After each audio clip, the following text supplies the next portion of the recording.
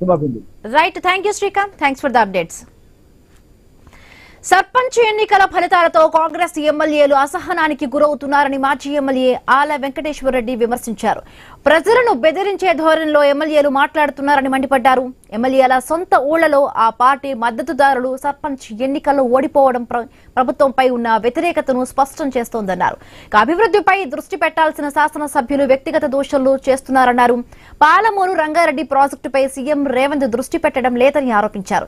సీఎంకు భవిష్యత్తులో పాలమూరు ప్రజలు బుద్ధి చెబుతారంటున్న దేవరకద్ర మాజీ ఎమ్మెల్యే ఆల వెంకటేశ్వరరెడ్డితో మా ప్రతినిధి వెంకటేష్ ఫేస్ టు ఫేస్. జిల్లా వ్యాప్తంగా 3వ విడత ఎన్నికలకు సంగ్రామం ప్రారంభమని చెప్పవచ్చు. ఉమ్మడి పాలమూరు జిల్లాలో చాలా ప్రాంతాల్లో బీఆర్ఎస్ కాంగ్రెస్ పోటాపోటీగా ఎన్నికలలో బరిలోకి దిగాయి. ఎన్నికల స్థానాలకు సంబంధించిన బీఆర్ఎస్ కూడా అత్యధిక స్థానాలు గెలుపొందుతున్నాయి. కానీ ఉమ్మడి పాలమూరు జిల్లా వ్యాప్తంగా చాలా ప్రాంతాలలో ప్రస్తుత ఎమ్మెల్యేలు చాలా అసహనానికి గురవుతున్నారు. మొదటి విడతలో చాలా తక్కువ స్థానాలు గెలుచుకున్నారు. దాంతో పాటు 2వ విడతలో తక్కువ స్థానాలు గెలిచడం, చాలా ప్రాంతాలలో బీఆర్ఎస్ పార్టీ చాలా పోటీ ఇచ్చి స్థానాలు గెలుచుకున్నది.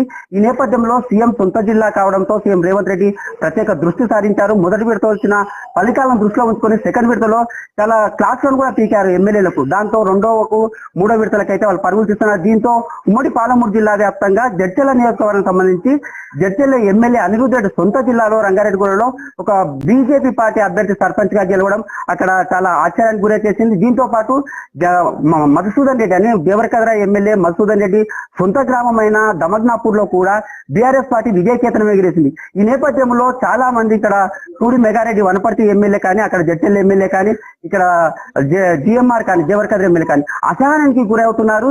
చాలా వ్యాఖ్యలు కూడా చేస్తున్నారు.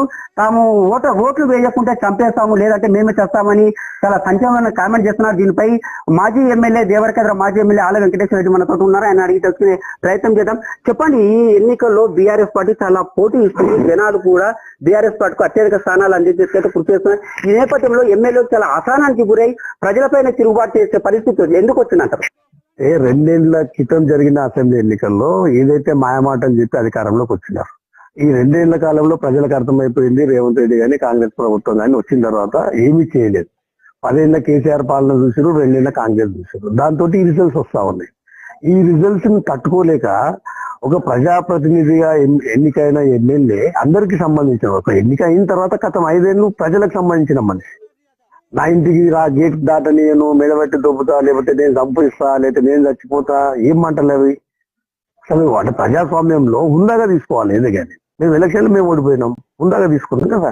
మళ్ళీ ప్రజల పక్షాన నిలబడ్డాం, ప్రజలకు కూడా పోరాటం చేస్తున్నాం. 2 ఏళ్ళు అయింది, మీరు ఏం చేసిరని ప్రజలు అడిగితే వాళ్ళ కోపం వస్తా ఉంది. ఇప్పుడు 2 ఏళ్ల కాలంలో ప్రజలకు ఏదైతే మాట ఇచ్చో అవి అమలు చేయాలి కదా. అది అమలు చేయకుండా నువ్వు భయపెట్టించి బెదిరింపులకు గురి చేసి పోలీసు వ్యవస్థను వాడుకొని నామినేషన్ లేకుండా ఏదో ఆంధ్ర కల్చర్ ఇక కనిపిస్తా ఉంది. అట్లా మేము 10 ఏళ్ల కాలంలో ఒక్కరోజు మేము లోకల్ బాడీ ఎలక్షన్ లో నామినేషన్ల కాడ నుంచి ఇన్వాల్వ్ కాలే. మేము పారదర్శకంగా ఎన్నికలు జరగాలి, ప్రజలు మాయంబడి ఉన్నారా లేదా అన్నదే మేము గీట్రాయిగా తీసుకున్నాం.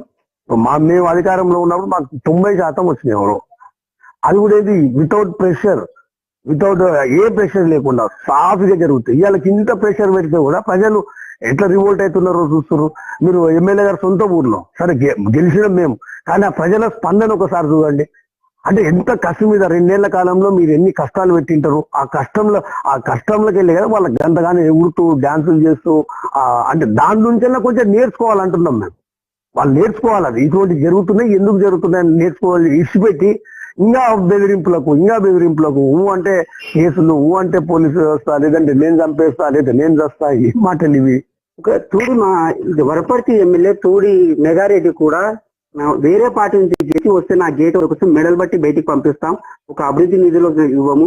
దాంతో పాటు జడ్చర్ల ఎమ్మెల్యే కూడా నేను చంపేస్తా, కాంగ్రెస్ వాళ్ళు కాకుండా ఇతర సర్పంచులు గెలిస్తే అతను, లేదంటే నేను చస్తా అని ఆయన కూడా బెదిరింపులకు. ఇలా ప్రజలపై వీళ్ళు అసలు ఎమ్మెల్యేలు తిరుగుబాటు చేయడం సమంజసమేనా ఈ ప్రజాస్వామ్యం? అదే 100% వాళ్ళు మాట్లాడినే 100% తప్పది. నువ్వు ఎమ్మెల్యేగా నువ్వు ఎవరు వచ్చినా పేదోడు వస్తే పని చేయాలా. ఇలా నువ్వు ఇప్పుడు మేము 10 ఏళ్ళు ఉన్నాము, ఒక్కరోజు కూడా మేము ఏ పార్టీ అని అడగకుండా పనిచేస్తాం. ఇలా ఆ అసహనానికి ఎందుకు గురవుతారు, ఎందుకు ఆ అసహనానికి లోనవుతారు? మెగారెడ్డి కావచ్చు, అనిరుద్ధ్ కావచ్చు, ఆ మాటలు ఆ ఫ్రస్ట్రేషన్ ఎందుకు వస్తుంది అది ఆలోచన చేయాలి. ఇలా జిల్లాకి వెళ్ళి జిల్లా నుంచి ముఖ్యమంత్రి అంటే కదా 12 మందిని గెలిపించారు. 2 ఏళ్ల కాలంలో జిల్లాకి ఏం చేసినాం, కాన్ఫరెన్స్ కి ఏం చేసినాం, ఎంత పెద్ద మెజార్టీ ఇచ్చినారు మీకు, ఎంత 14లో 12 సీట్లు గెలిపించినారు. తెలుగా పాలమూరు రంగారెడ్డి పెండింగ్ అటువంటి దాని మీద ఎమ్మెల్యేలు మాట్లాడాలా, కొట్లాడాలా. అరే మళ్ళీ రేపు ఇంకా 3 ఏళ్ళు అయితే మళ్ళీ అసెంబ్లీ ఎన్నికలు వస్తాయి, ఇంతవరకు ఏం చేసినాం అనేది ప్రజల నుంచి ఆల్రెడీ స్పందన స్టార్ట్ అయింది. ఇంకా 3 ఏళ్ళు ఉంది కాబట్టి ఇంకా కొంచెం ఉంది. ఇంకా దగ్గరికి వచ్చే కొద్దికి ప్రజల ఫ్రస్ట్రేషన్ అర్థమవుతుంది. ప్రజల కోపం, వాళ్ళ కోపం ముందు ఎవరైనా ఓడిపోవాల్సిందే. అందుకే ఇప్పటికైనా కొంచెం కూల్ గా ఆలోచన చేయాలి. జిల్లాకు కానీ కాన్స్టిట్యున్సీ కానీ ఏం మాట ఇచ్చినాం ముఖ్యమంత్రి దగ్గరకు చేయించే పని చేసి, ఇప్పుడు నువ్వు ఎప్పుడైతే పని చేస్తావో నీకు ఆ ధైర్యం ఉంటది. నువ్వు పని చేయనప్పుడు కోపం వస్తుంది. జరుగుతున్నది కదా, ప్రజలు అడుగుతున్నారు ఏమై మా 2500, ముసలోళ్ళు అడుగుతున్నారు ఏమై మా 4000, రైతులు అడుగుతున్నారు తెలియకుండా 2 సార్లు రైతు బంధు ఎగ్గొచ్చినావు ఏమై మా పైసలు, తులం బంగారే ఏమై అడుగుతా ఉన్నారు, పాలమూరు రంగారెడ్డి ఏమైందని అడుగుతున్నారు. 2 ఏళ్ళు అయింది కదా. ఇలా పక్క జిల్లా నల్గొండకున్న ఇరిగేషన్ మంత్రి ఏమో అన్ని యుద్ధ ప్రాతిపదిక మీద చేసుకుంటూ పోతున్నాడు. ఖమ్మంలో ఉన్న 3 మంత్రులు వాళ్ళు ఖమ్మాన్ని సూపర్ చేసుకుంటూ పోతున్నారు. మరి ఈ జిల్లా నుంచి ముఖ్యమంత్రి ఉండి ఈ జిల్లా నుంచి ఇంత 12 మంది ఎమ్మెల్యేలు ఉన్నప్పుడు జిల్లాకైతే రేపు 3 ఏళ్ల తర్వాత అడుగుతారు కదా, ఇన్ని ఏళ్ల తర్వాత జిల్లాకు ఒక అంత పెద్ద పదవి వస్తే జిల్లాకి ఏం జరిగింది, ఏం ఒరిగింది అనేది సామాన్య ప్రజల నుంచి వస్తుంది. అదే నువ్వు పని చేస్తే నీకు కాన్ఫిడెన్స్ ఉంటుంది. నువ్వు పని చేస్తలేవు కాబట్టి నీకు ఆటోమేటిక్ గా ఫ్రస్ట్రేషన్ వస్తా ఉంది. 3వ విడతలో ఎట్లా ఉంటుంది అనుకున్నా బీఆర్ఎస్ ఫలితాలు?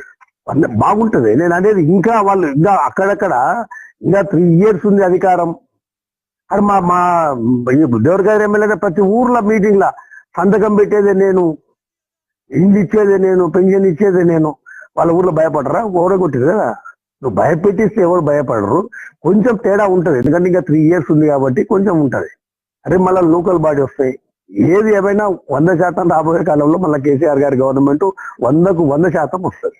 ఇది అంటే ప్రస్తుతం ఉన్న స్థానిక ఎమ్మెల్యేలు ఫ్రస్ట్రేషన్ గురవుతున్నారు. అంటే ఫలితాలను బట్టే ఫ్రస్ట్రేషన్ గురవుతున్న అభివృద్ధిపై దృష్టి సారించాలి.